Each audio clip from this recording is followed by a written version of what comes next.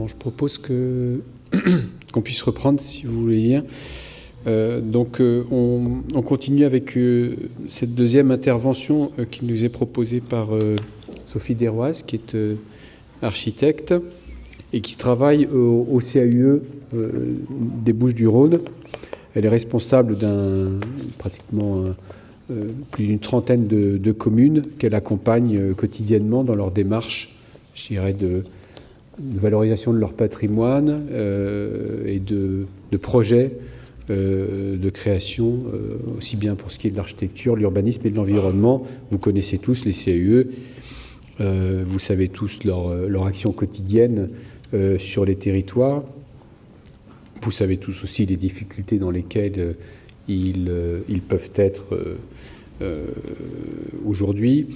Donc aujourd'hui, Sophie Desroises, qui est aussi assez impliquée au travers dans la promotion des jeunes architectes, aujourd'hui elle vient avec un certain nombre d'exemples de communes qu'elle a pu accompagner dans le cadre de restauration ou de création d'espaces publics.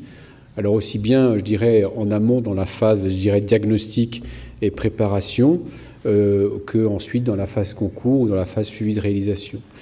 Il me semblait important d'avoir cet éclairage complémentaire, quelque part à la charnière entre l'éclairage politique qu'on vient d'avoir avec les petites cités de caractère et puis Irville-le-Châtel, et avant de passer, je dirais, à la phase véritablement opérationnelle avec nos confrères architectes maîtres d'œuvre. Donc voilà, je lui laisse la parole. Donc, qualité d'usage des espaces partagés à action publique dans les petites communes. Donc, tout d'abord, un CAUE. Peut-être que beaucoup de personnes dans la salle connaissent les rôles et missions des CAUE. En deux mots, les CAUE ont cette année 40 ans, puisqu'ils sont issus de la loi sur l'architecture de 1977. Un CAUE a une action départementale. Il peut exister que si le département vote un taux de taxe sur les permis de construire. Et donc on est une association de loi de 1901 et on est 15 personnes. 15 personnes à temps plein pour sensibiliser, informer le grand public, conseiller les particuliers et les élus et former les techniciens et les élus. Nous sommes 15, mais nous sommes aussi, nous avons un bras armé de 56 architectes conseils libéraux qui sont vacataires du CAUE et qui interviennent 1 à 2 fois par mois dans les petites communes adhérentes au CAUE pour conseiller les pétitionnaires gratuitement.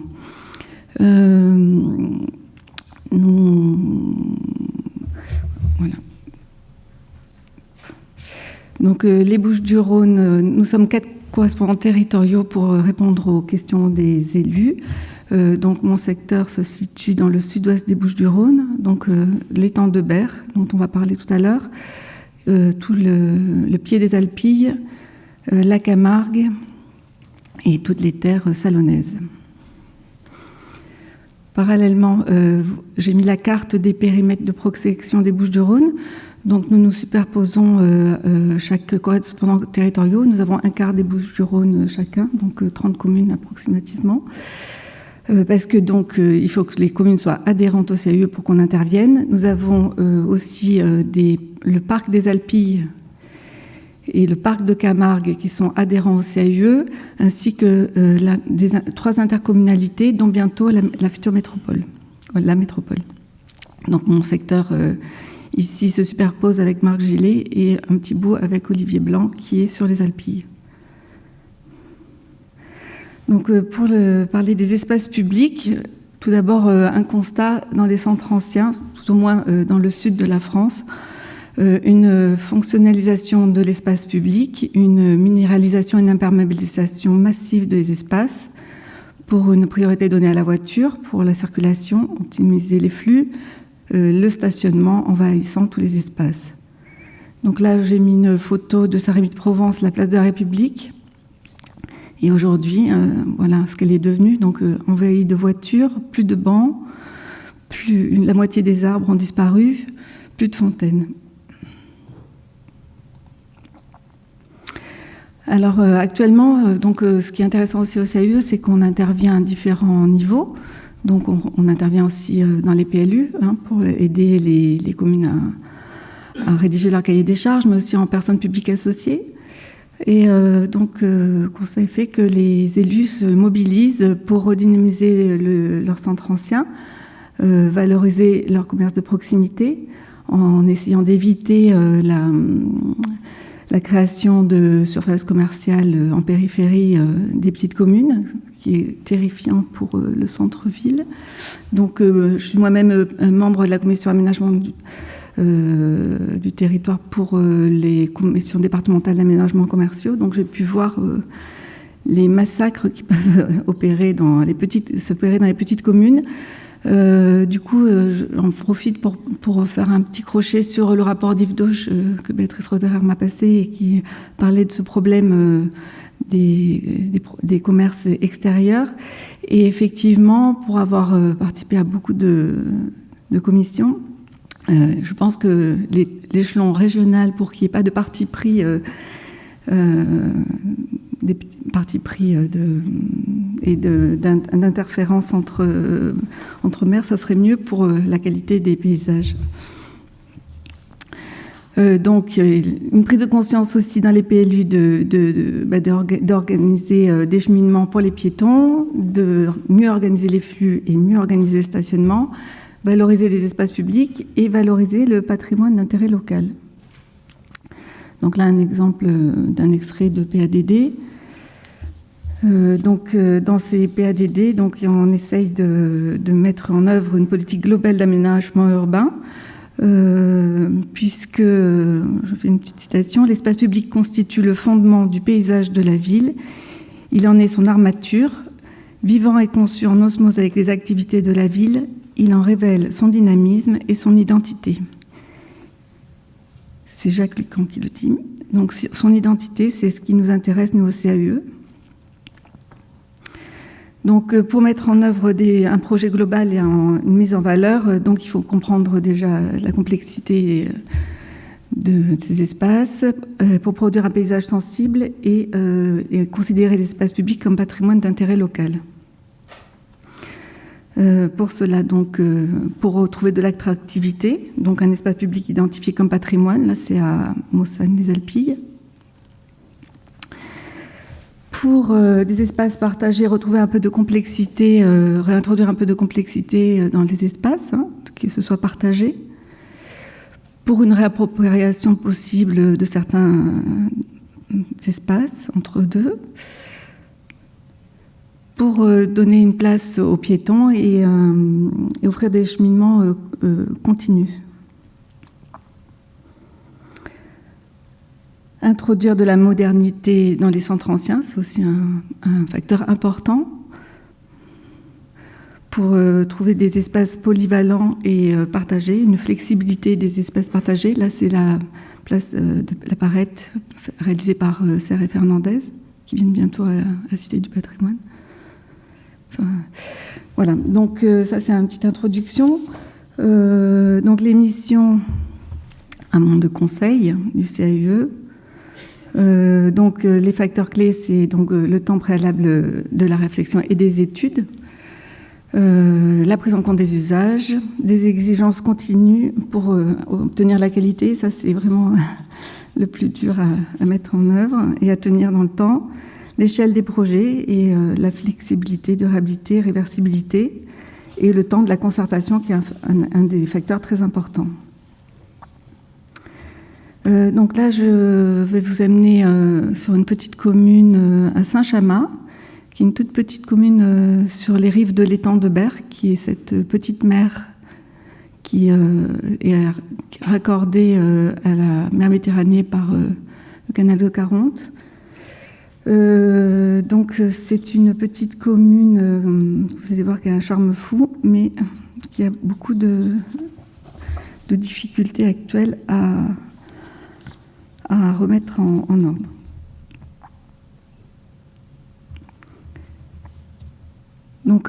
Aujourd'hui, le centre-ville est ici. Il y a une colline qui s'appelle le Baou qui est là, qui sépare de l'étang de Berck. Donc là, j'ai permuté la carte pour qu'elle rentre dans le cadrage. Un petit port de pêche avec des pêcheurs, 2 stades qui ont été construits en rive de l'étang, un petit port de plaisance et un cheminement littoral, ici complètement abandonné. Un espace qui appartient au Conservatoire du littoral et le parc de la Poudrerie qui va sur Miramas. Donc anciennement, le centre-ville tournait le dos complètement à l'étang, ce qui fait que des actions comme la création de stades au bord de l'eau ont pu naître. Il y avait très peu d'intérêt pour l'étang de Berre, puisque l'étang de Berre, comme peut-être vous le savez, il était fortement pollué avec l'arrivée de la pétrochimie. Donc finalement, il y avait très peu de lien entre le centre-ville et ses rives. Aujourd'hui, il y a une nouvelle équipe municipale qui arrive en 2014, qui est jeune et dynamique et qui a eu envie de faire un projet global. Alors là, j'étais super contente parce que le maire précédent, il faisait que il avait des projets simplement au coup par coup, et là, ils avaient une vraie envie d'un projet global. Du coup, on est parti se balader ensemble. On a fait tout le tour de la commune avec tous les différents enjeux, puisqu'il y a aussi donc là, comme j'ai tourné, c'est bon, bref, il y a la gare, il y a une gare qui doit retrouver aussi toute sa force. Donc il y a beaucoup de choses à faire à Saint-Chamas, et donc on a décidé faire un projet global avec une création de plages à la place des stades, en rive de l'étang, des besoins en équipement sportif, puisqu'il y a des manifestations de basket importantes à Saint-Chamas. Il y a aussi une base nautique, une école de voile, enfin, tout retrouver l'accessibilité à l'étang. Il y a aussi un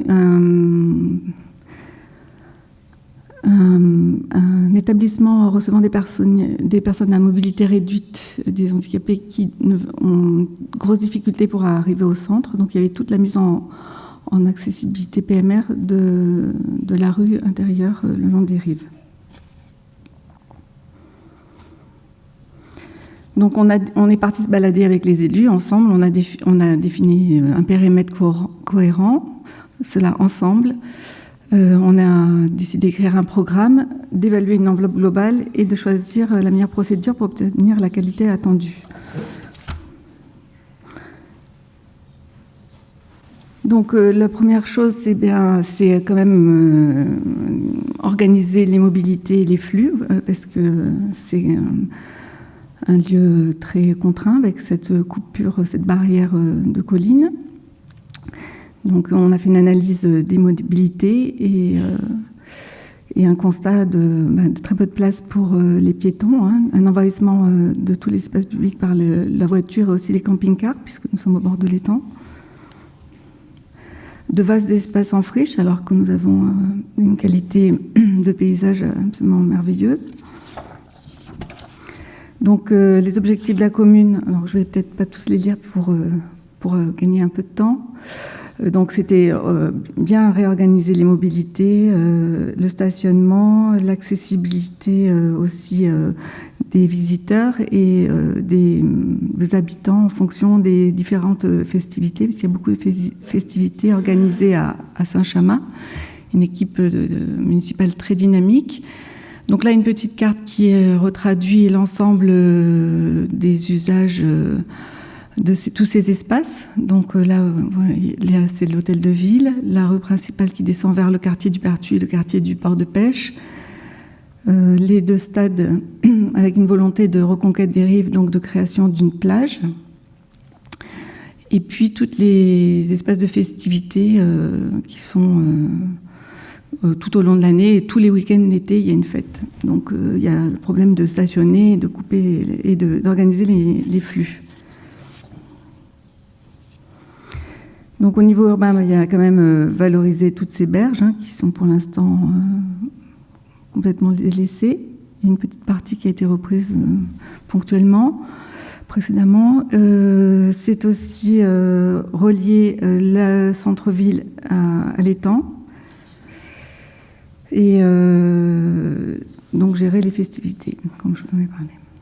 Donc on voit que quand même c'est un site assez beau, quoi, qui a beaucoup de charme, hein, et qui est resté aussi donc, dans son jus quand même quelque part. Donc ça c'est intéressant aussi à signaler pour le prendre en compte après dans ce qu'on peut mettre en œuvre, pour lui garder son identité justement. Voilà, donc un site exceptionnel, hein, contre-champ sur l'étang de Berre, sur le quartier du Pertuis et le petit port de pêche. Il y a encore 10 pêcheurs. Voilà le port de pêche en activité. Donc l'étang, là c'est Miramas-le-Vieux en promontoire.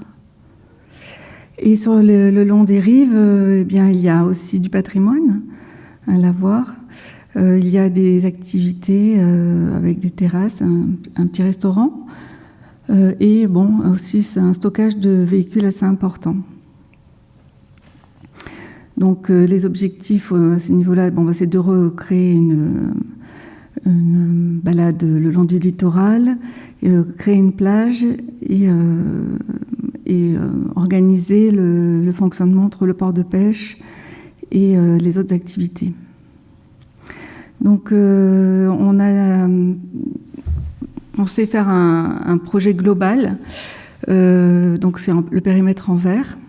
Donc il reprend le centre-ville, l'entrée de la Poudrerie, toutes les rives jusqu'au quartier, jusqu'à l'équipement des Alcides pour les handicapés. Le petit lavoir des contagieux qu'on a vu tout à l'heure, patrimonial, étant ici. Et puis d'offrir une petite balade le long des rives, sachant qu'il y a une partie qui est quand même occupée par du privé, qui a occupé le domaine maritime. Donc il y a une reconquête à faire aussi de transactions avec les particuliers. Donc un projet global. Du coup, il y avait des équipements sportifs à remettre en place dans ce projet. Il est quand même immense. Ça fait 1,5 km de linéaire. Du coup, au démarrage, on avait pensé faire un dialogue compétitif parce qu'il y avait de la réorganisation des équipements sportifs. La base nautique, là il y a un gymnase qui vient obturer les vues et donc qui est en désuétude, donc il faudrait aussi le rebasculer ailleurs. Et finalement, vu l'enveloppe globale qui s'en dégageait, on a préféré travailler simplement sur les espaces publics dans un premier temps et aller avec les moyens de la commune, hein, qui sont quand même aujourd'hui limités. Du coup, on a fait un périmètre cohérent et trois séquences d'intervention pour les futurs concepteurs. Et puis, dans un deuxième temps, on lancera un appel d'offres pour les secteurs autres que vous voyez ici. Donc aujourd'hui, la création de la plage, le sentier et la balade littorale et le cœur de ville. Donc on a estimé l'opération par secteur. Donc c'est ainsi qu'on a vu que c'était trop important. Ça c'est l'estimation de l'opération pour le dialogue compétitif qui comprenait aussi les équipements publics. Donc on a revu à la baisse nos ambitions. Un planning d'intervention. Donc le planning est phasé en fonction d'une aide. Les communes sont aidées par le conseil départemental dans leurs projets, si les projets sont organisés de façon globale et cohérente. Donc, sur la base d'un dossier monté par le CAUE, avec un programme chiffré et planifié, les communes peuvent quand même obtenir des financements de travaux de 50% à 80%. De l'investissement travaux sur une durée déterminée. Donc là, c'est le contrat 2015-2019, donc c'est dans lequel on a inscrit le secteur 1, 2, 3 d'intervention. Et aussi, ils ont des financements pour financer les études. Donc ça, c'est intéressant parce que du coup, même les études des géomètres sont prises en charge en partie par le conseil départemental. Donc nous, on les aide à monter ce dossier subvention. Là, on voit justement la future plage actuellement au stade.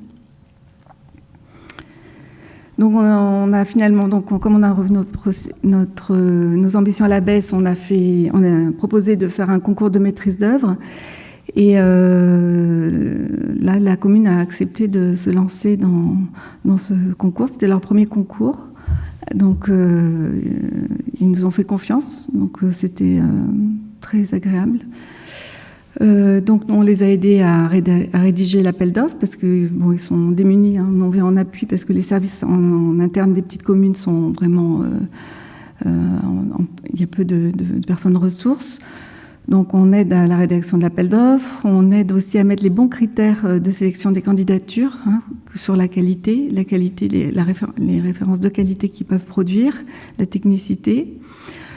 Pour la constitution du groupement, on insiste toujours pour que le mandataire soit un architecte, urbaniste ou un paysagiste dans ce cas de figure, puisque là, il y avait finalement beaucoup de paysages et beaucoup moins d'équipements, puisqu'on a changé notre fusil d'épaule en enlevant des équipements.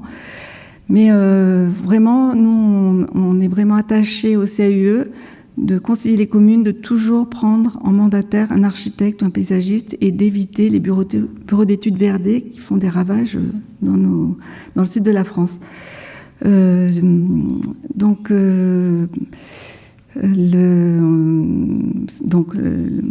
CAUE aide aussi donc à l'analyse des offres. Et là, on a eu 42 candidatures. Donc, c'est un gros travail, parce qu'on est peu à le faire, finalement, avec les personnes ressources de la commune. Et puis, on aide à la constitution du jury et on anime la commission technique. Donc là, je vais vous montrer le projet lauréat. Donc, c'est le groupement AMT Paysage Marion Talagrand et PNG Architectes qui sont sur Grenoble, donc une Parisienne et un Grenoblois. Donc moi j'étais assez contente parce que finalement les élus ont laissé tomber un peu les équipes avec lesquelles ils avaient l'habitude de travailler et qui ont postulé pour s'ouvrir à d'autres horizons avec vraiment des maîtres d'œuvre de très grande qualité. Moi je trouve personnellement, je les connaissais pas et j'ai trouvé très intéressant de faire leur connaissance. Donc c'est eux qui ont été retenus. Donc là, je vais vous montrer quelques images du rendu du concours. On va passer rapidement, mais c'est pour vous montrer aussi cette équipe assez sensible a compris aussi les enjeux de conserver l'identité du lieu. C'est-à-dire que là, il y a un paysage très fort que je vous ai montré sur les photos précédentes, et qu'il fallait vraiment créer un projet très sensible et qui vienne s'insérer discrètement.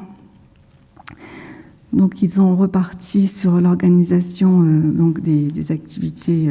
Donc, je vous montre toutes les cartes parce que vraiment, rien qu'à l'analyse du lieu, on voit qu'ils vont s'insérer très subtilement.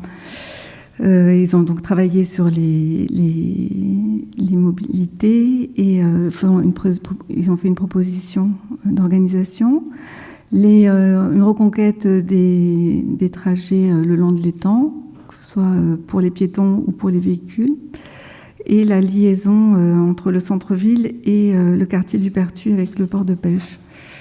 Donc je vais peut-être aller un peu vite là sur ces espaces, mais je tenais à vous les montrer parce que c'est un très joli projet.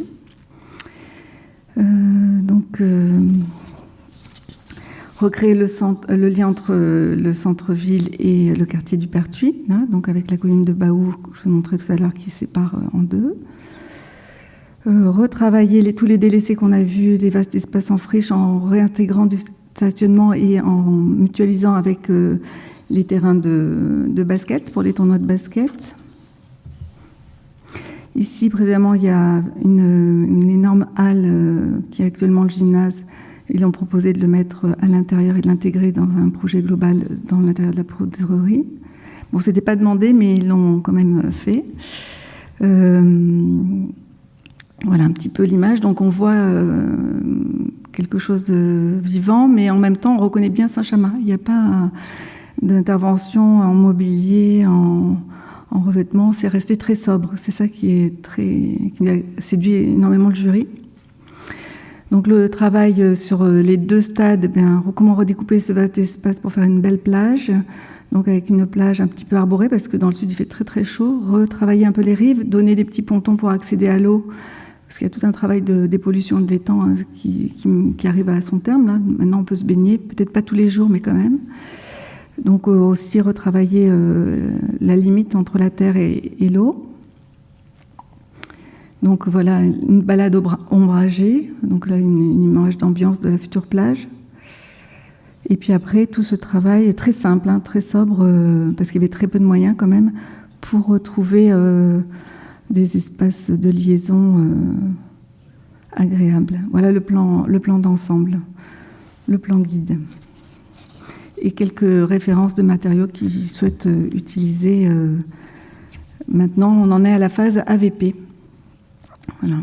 Donc le CAUE continue à accompagner l'équipe de maîtrise d'œuvre le temps des études pour que les élus qui n'ont pas la formation et qui ne voient pas peut-être les questions qu'il faudrait poser, le CAUE est à leur côté pour poser les questions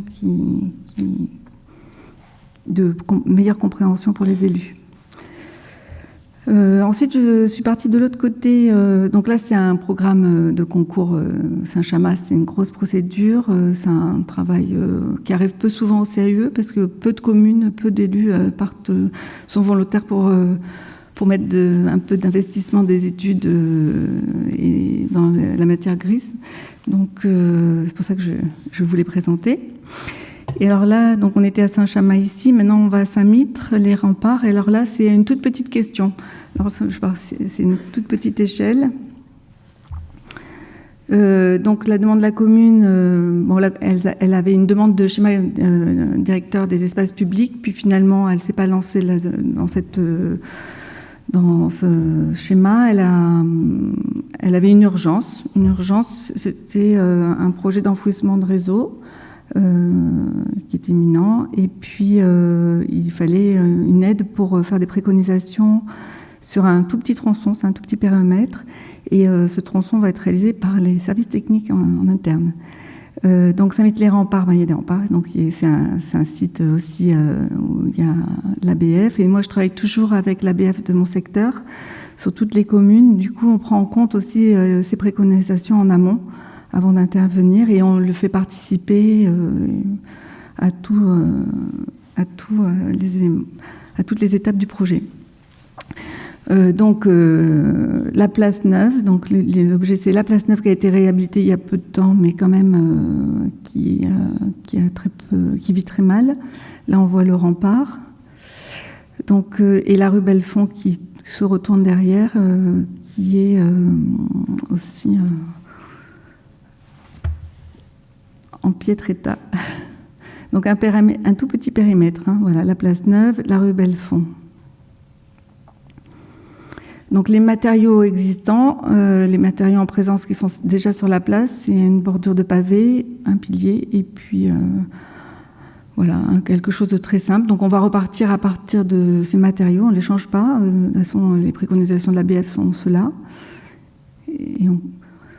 Donc, par contre, nous, on avait fait précédemment pour Saint-Mitre-les-Remparts un inventaire du patrimoine d'intérêt local qu'ils ont intégré dans leur PLU. Là, on en fait dans certaines communes qui sont désireuses de faire cet inventaire. Donc, on fait des fiches.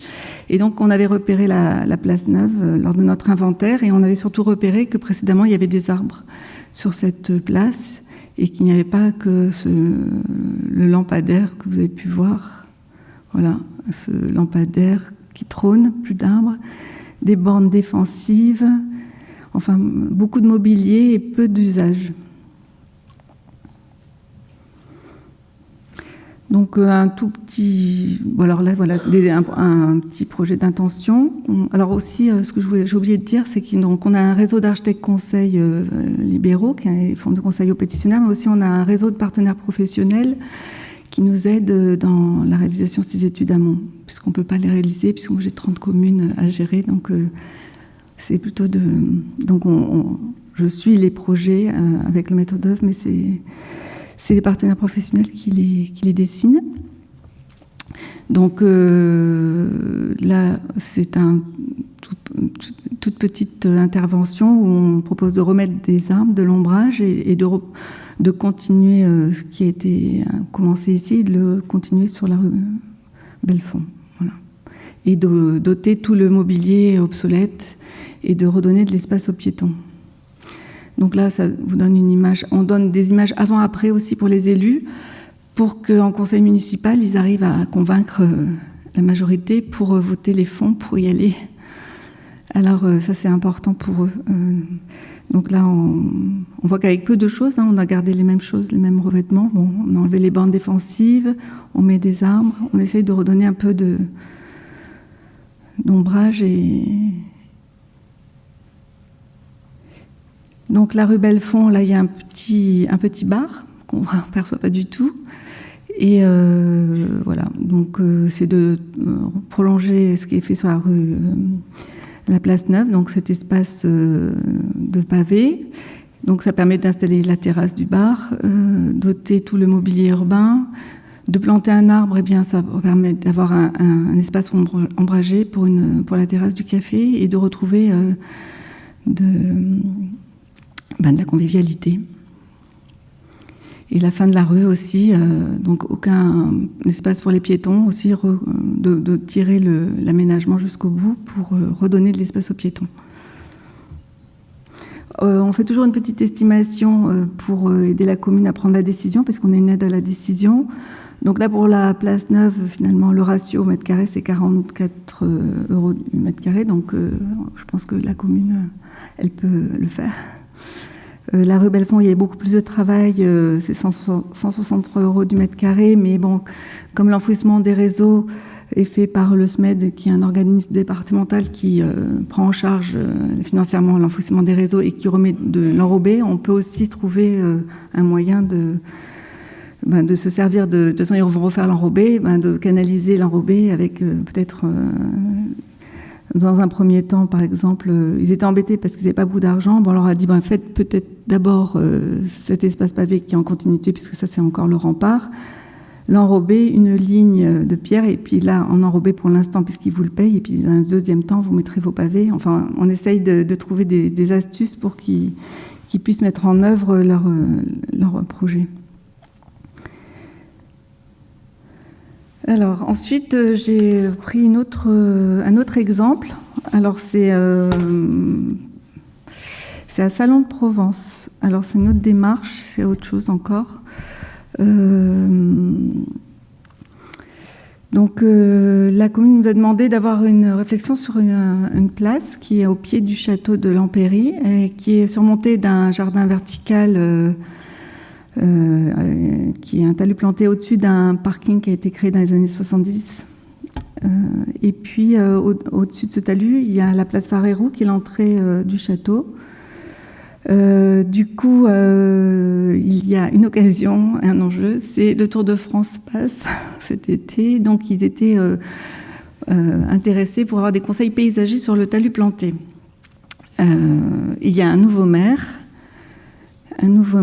et un nouveau blason qui émerge pour l'identité de la commune, c'est le léopard passant, qui est donc bleu avec un fond jaune. Et donc là, on a repris, donc là c'est l'entrée du château de Lampéry, donc les photos historiques. La transformation du site à l'occasion de la création de ce parking souterrain et donc la création du talus, qu'on voit ici. Puis des logements, donc il y a des démolitions, reconstruction de logements. Voilà une photo aérienne, donc notre intervention, c'est la place de Lampéry, le talus planté et l'entrée du château, puisqu'à l'intérieur, il y a une grande cour où il y a aussi des festivités musicales l'été. Donc là, nous avons et puis on avait aussi là je ne l'ai pas mis dans l'explication, on avait tout un travail aussi sur les rues attenantes pour voir un petit peu les désordres et donner des conseils paysagers. Donc là, sur un petit diagnostic rapide des éléments en présence, on voit que cette place, elle est fonctionnelle, elle est là, elle est une aire de retournement actuellement, et une aire de retournement pour les bus et pour le 38 tonnes qui livre le mobilier pour installation de la scène et des sièges pour les concerts d'été. Donc du stationnement aussi un peu partout. Voilà, on voit que c'est vraiment c'est extrêmement délaissé, alors qu'on a un beau château, voilà, qui est ici, avec un belvédère sur la ville. Donc voilà, nous, la place du bas, donc le talus planté vieillissant, et la place Ferré en haut, et le château au-dessus. Donc là, on voit que il y a les grilles qui sont dans le talus planté. Il y a une énorme fontaine aussi qui est hors service. Donc on a fait une proposition d'aménagement sur le talus planté. C'était quand même notre première question, c'était le talus planté. C'était plutôt un conseil paysager. Mais finalement, il y avait quand même cette place aussi à organiser. Donc là, il y a quand même, on a travaillé avec Marc Gillet, l'ABF. On a dit quand même, ça serait l'occasion de leur conseiller de traiter cette place et de prendre un maître d'œuvre pour la réaliser, puisque la plantation serait faite par les services d'espace vert de la commune. Donc nous, on a proposé de retravailler ce talus, de garder les beaux sujets, de retravailler en restant que ce talus, et de faire une composition un petit peu contemporaine dans le paysage planté, et de réorganiser sobrement l'entrée du château qui est ici. Et une petite intervention sur la place des Centuries qui se prolonge vers là aussi. Alors, il y avait tout un problème de signalétique. Donc, dans cette commune, ce qui était intéressant, c'est que c'est une grosse commune, il y a 44 000 habitants. Il y a beaucoup de services aussi. Et il y a aussi un atelier chaudronnerie. Donc, c'était de reprendre aussi les savoir-faire internes de la commune, des services. Donc, leur proposer d'une signalétique en serrurerie qui seraient susceptibles de faire eux-mêmes. C'est pour ça aussi que dans le projet planté, il y a aussi un travail de restant avec de la serrurerie introduite pour avoir une harmonie de matériaux. Voilà, on voit des références. Donc on travaille toujours avec des références d'ailleurs pour sensibiliser les techniciens et les élus aussi, qui puissent imaginer ce que peut être ce qu'on peut conseiller. Et donc, il y avait aussi le projet d'introduire ce grand léopard passant sur la place. Donc nous, on a dit on va pas mettre un gros léopard passant en bleu et jaune aux couleurs du Tour de France aussi sur la place. Puisqu'il y a cet atelier chaudronnerie, on va le faire en serrurerie. Et ils sont capables de le faire même s'il fait 5 mètres de large, de haut. Et donc on était vraiment enthousiastes de ce projet. Et là, le jour du rendu, et normalement il y a toujours un élu. Et là, il n'y avait pas d'élu, il y avait des services techniques. Et là, le jour du rendu, on a découvert que pendant qu'on faisait notre étude, les services techniques avaient fait leur projet. Du coup, les bras nous en sont tombés. Et parallèlement, ils avaient vu l'ABF en parallèle de nous. Et donc l'ABF avait suspendu un peu son avis à notre étude. Mais nous n'avons pas eu de rendez-vous avec le maire. Le rendez-vous se sont annulés, se sont reportés. Et finalement, comme l'ABF devait faire son avis dans des délais, eh bien... ils auront leur léopard dans le blason jaune. On a perdu la mise. Alors là, c'est intéressant. Je l'ai mise au sujet parce qu'on a quand même... on était très enthousiastes. Et puis, on a pensé pouvoir persuader le maire de quitter un béton bleu et un béton jaune devant cette place, devant ce château, de prendre des matériaux plus nobles, d'harmoniser un camailleux de couleurs, quoi, avec de la serrurerie, des pavés, de la pierre, des choses simples, et de mettre peut-être le bleu et le jaune dans le talus planté avec toute une variété de fleurs qui reprendraient les couleurs de la commune. Et en fait, eh bien... nous n'avons pas eu le rendez-vous, l'avis a été donné, et là, il y a un problème entre services. Quand il y a une grosse commune, ils ne se parlent pas forcément, il y en a qui travaillent dans leur coin, et le résultat est là, c'est qu'il va y avoir ce beau blason. Voilà. Alors, après une autre... on a parlé des facteurs de qualité, les facteurs de pour mettre en œuvre la qualité dans les espaces publics, c'est la concertation. Donc c'est surtout c'est questionner les usagers. Donc nous, au CIE, on participe à ces projets de concertation. On aide à monter pour certains l'ensemble, mais on se fait aider parce que c'est souvent un gros travail. Donc là, je vous ai montré par exemple des ateliers participatifs qu'on avait fait à Oreille pour l'extension de la commune. Donc ça peut être un atelier participatif, ça peut prendre quand même pas mal de temps, de recueillir l'avis des habitants, de les faire se questionner, de se parler, et même des fois de les faire travailler. On les fait travailler sur un support de photo aérienne où ils posent leurs questions, on met ensemble, on réfléchit ensemble sur leurs attendus.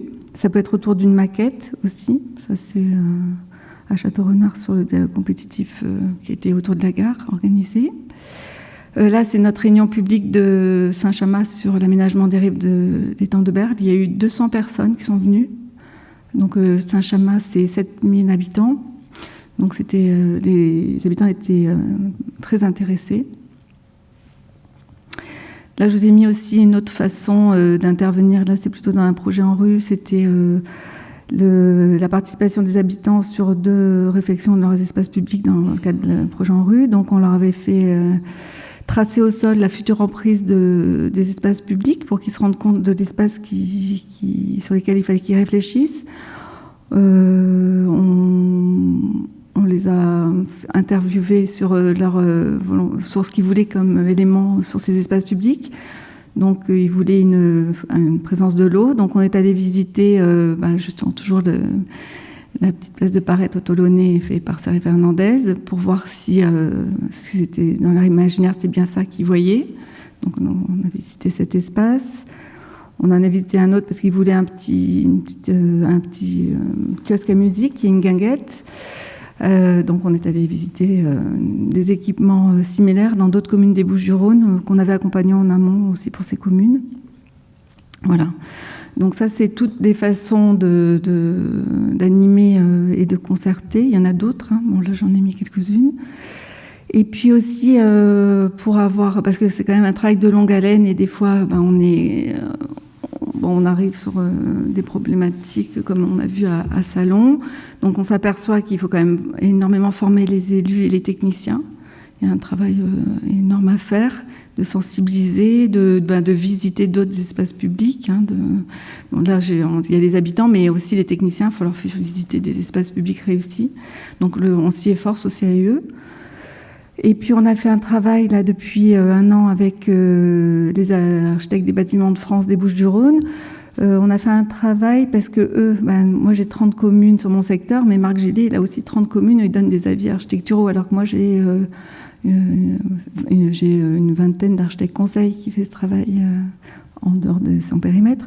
Et du coup, on s'est dit, ça serait bien pour les aider et les soutenir, qu'on n'ait pas des discours dissonants, et donc on a fait des fiches à destination du grand public, des fiches communes qui traitent tous les sujets pour bien rénover le centre ancien.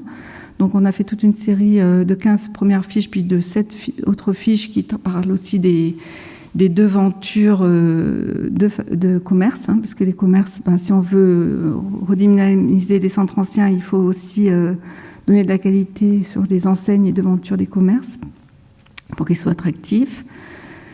Donc on a fait un travail de synthèse à 10, c'était pas évident, pour avoir un même discours auprès des pétitionnaires et des élus, et puis diffuser largement des conseils pratiques, et puis pour aider à conserver les qualités de l'ancien et sensibiliser les habitants à leur patrimoine, et aussi leur rappeler la règle, parce que souvent ils ont oublié qu'il fallait venir voir l'architecte.